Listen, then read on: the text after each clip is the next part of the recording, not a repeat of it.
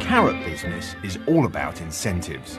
What Poskett's farm sees as the stick of Brexit threatens to dry up the supply of EU migrant labour that it relies on. And so they're turning to technology to fill the gap. Clearly we haven't got enough UK workers, so we need to look to replace jobs with technology. Not because we're taking jobs away, but we haven't got enough UK workers. If we had enough UK workers, then we wouldn't be having migrants. This is how Poskett's used to sort their carrots. 18 migrant workers deciding what can be Christmas dinner and what's only good enough for Rudolph's nosebag. Now, cameras, lasers and computers sort the veg as it whizzes past. The good news for some firms that have high levels of migration is that they are actually quite ripe for new technology. So yes, it's going to cost some money, it needs some upfront investment, but whether it's agriculture, bits of manufacturing, already you can see that those sectors are ready for new forms of technology, new forms of robots, if you like, that will boost their productivity. Much more difficult is those parts of the economy that have high levels of migration, but actually don't look particularly ripe for more technology, cleaning, domestic services, hotel work, for instance.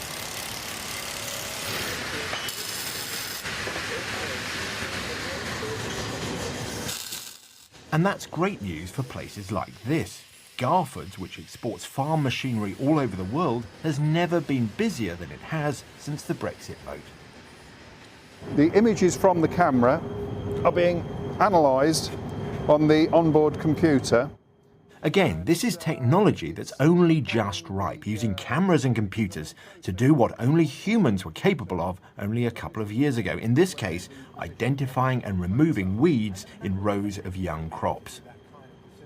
A typical small 4-row model of the in-row weeder would do the same amount of work as a typical gang of, say, 30 manual labourers. And although not cheap, a machine doesn't need a visa or work permit. It just sits in the shed until you need it. Well, we seem to be sitting in a nice place where the market is coming to us. There's been a trend, in any case, over the last few years to go more and more into more technology on farms, using this sort of equipment, and I think it's simply focusing the mind and accelerating that process, because there may well be no other alternative. It's not just agriculture that's looking at automation to get round a post-Brexit labour shortage. The international president of UPS, the parcel delivery firm, says they'll now invest more in robots in the UK than they'd previously planned. But some politicians and employers are pressing for a return to something like the seasonal agricultural workers scheme to allow temporary workers in post-Brexit. I think there is a lot of interest in sector-based schemes, but I think there is a problem. I think they worked pretty well in agriculture because there you had a large requirement for labour at a particular point in time. Elsewhere, you need flexibility in labour, but it's spread throughout the year. So I think the idea of having a group of workers over for a couple of months is not going to work for sectors like food processing and hospitality. It's going to have to be all year round. The British economy is clearly heading for big changes because of Brexit. However, some economists believe that automating away our addiction to cheap EU labour could not only help us survive this change, but thrive on the other side. Anything that can encourage firms to think more about investing both in new technology but also in the skills of their existing workforce has to be a good thing.